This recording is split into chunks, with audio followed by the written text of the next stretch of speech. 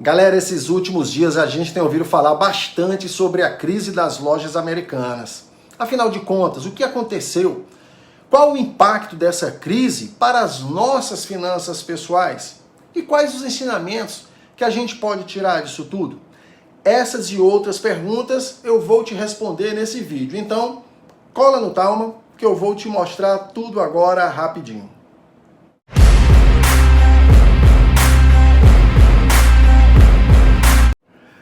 Galera, esse é o canal Cola no Talma, o seu canal de crescimento pessoal e financeiro. Se inscreva aqui no canal se você não for inscrito e clica no like para o YouTube entender que esse conteúdo pode ajudar não só a você, mas a outras pessoas também, beleza? Pessoal, no dia 2 de janeiro, Sérgio Rial assumiu a direção do Grupo Lojas Americanas. Antes disso, ele era presidente do Banco Santander, onde ele tinha um salário anual de cerca de 60 milhões de reais. Ou seja, não é faixa branca não, o cara não é fraco não. Afinal de contas, ninguém dirige um negócio bilionário sendo incompetente. 9 dias depois de assumir o comando das lojas americanas, ele divulgou um fato relevante aos acionistas, informando que foram encontradas, olha só, inconsistências financeiras na ordem de 20 bilhões de reais. E entregou o cargo dele. Errado ele não tá, porque se fosse eu também não ia ficar com esse abacaxi desse tamanho na mão para descascar. Ainda mais vindo de um emprego que me pagava 60 milhões por ano. Poucos dias depois, esse número de 20 bilhões já foi para 43 bilhões de reais. Olha que louco. E ninguém tem certeza se esse é o fundo do poço. Isso é que é o pior. As consequências desse fato relevante foram bombásticas para o mundo financeiro. Mas o que isso aconteceu? Por que isso aconteceu?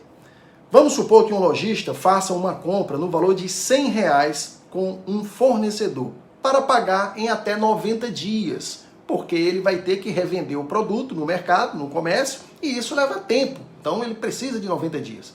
Mas o fornecedor também precisa receber logo, com menos de 90 dias. Porque ele tem suas contas para pagar todo mês. Então o lojista vai a um banco parceiro e negocia essa dívida para adiantar o pagamento ao fornecedor. Esse banco assume pagar a dívida do fornecedor, mas cobra do lojista R$105 e não os R$100 originais da dívida. É o lucro do banco, ok? Para o fornecedor, o banco vai pagar somente R$95 para aumentar a sua margem de lucro. O banco vive disso, né? Afinal de contas, ele está assumindo um risco. Mas ele vai pagar de imediato, ou no máximo em 30 dias, o que é muito vantajoso para o fornecedor, porque ele pode manter o fluxo de caixa dele.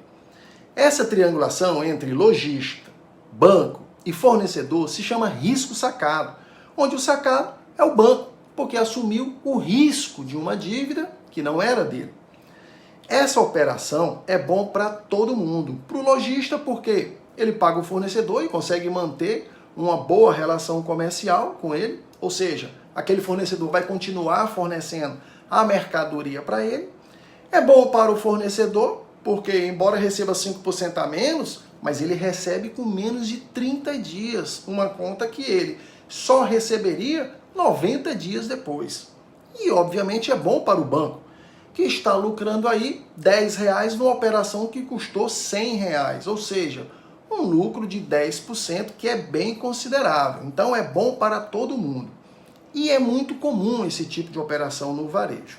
Agora, o lojista tem que colocar o risco sacado na sua contabilidade como uma dívida que ele tem com os bancos e não com os fornecedores. Porque, de fato, ele passou a dever ao banco e não mais ao fornecedor. As lojas americanas lançaram essa dívida na sua contabilidade como se estivesse devendo aos fornecedores e não aos bancos. Galera, o nível de endividamento de uma empresa é medido pelas suas dívidas que eles têm com os bancos e não com os fornecedores. Ou seja, eles mascararam um indicador que atrai os investidores e que estimulam os bancos a emprestar mais dinheiro a eles. Afinal de contas, o investidor não quer investir numa empresa muito endividada. E o banco também não vai querer emprestar dinheiro para quem está muito endividado, não vai conseguir pagar a sua dívida. Isso é uma tremenda sacanagem, não tem outro nome. Aliás, a justiça pode até dar outro nome em breve, provavelmente também vai dar cadeia aí para mais alguém. O Sérgio Rial, que veio do Santander, e o Santander é um dos bancos credores das lojas americanas, provavelmente já sabia de alguma coisa.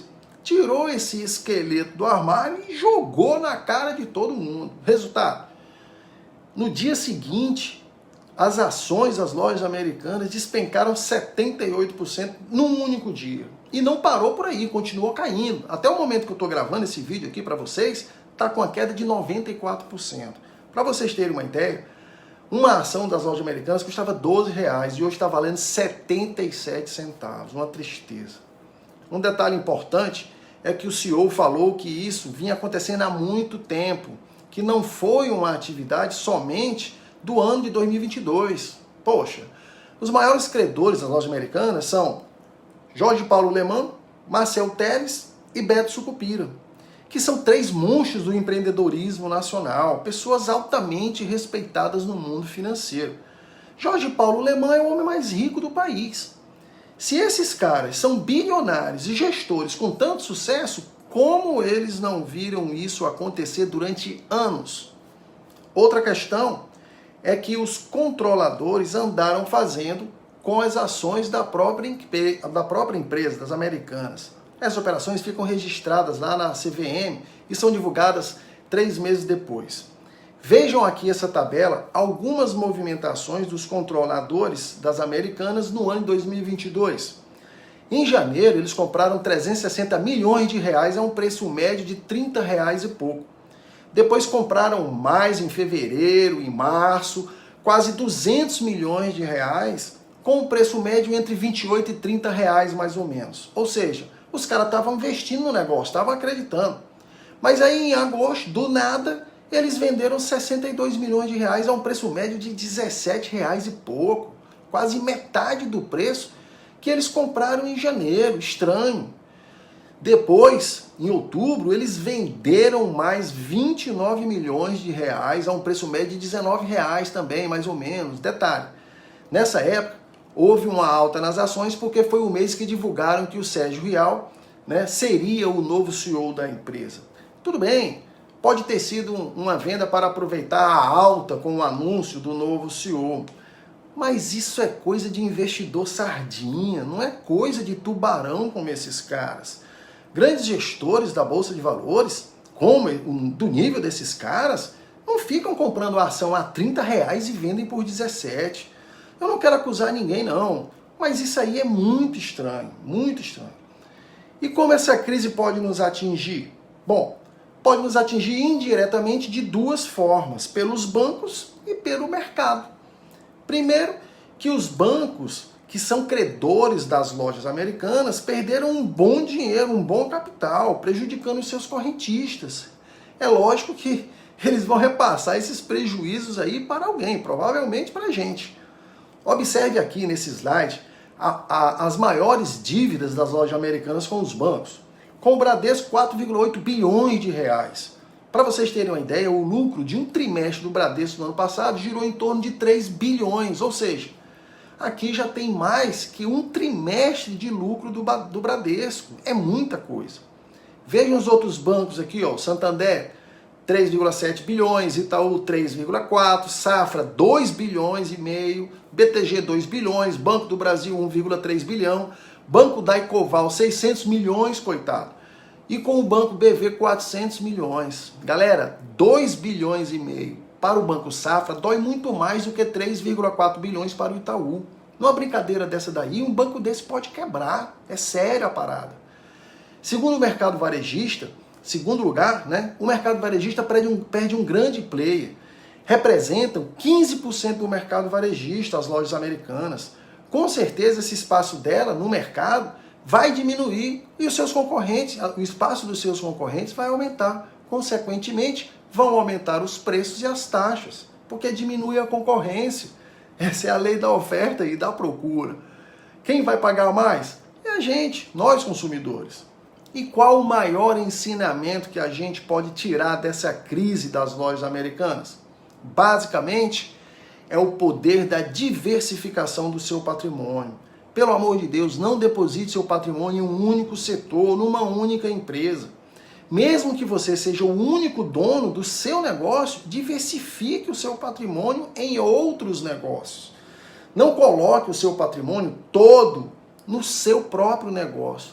Eu já falei sobre isso num vídeo anterior, vou deixar o vídeo aqui no link aqui na tela para vocês assistirem.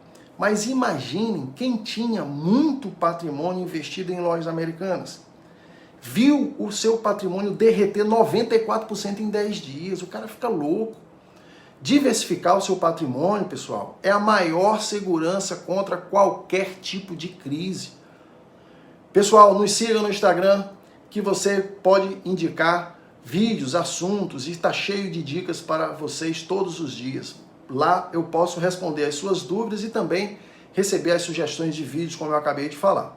Se você gostou desse vídeo, acha que ele te agregou algum conhecimento, clica no like, encaminhe para alguém que você conhece, para que o YouTube possa sugerir também esse conteúdo para outras pessoas. Clica também no sininho para você ser avisado sempre que tiver um conteúdo, um vídeo novo. Toda semana a gente está colocando um conteúdo novo aqui e atualizado para contribuir no crescimento financeiro de todos vocês. Um grande abraço a todos e cola no talma.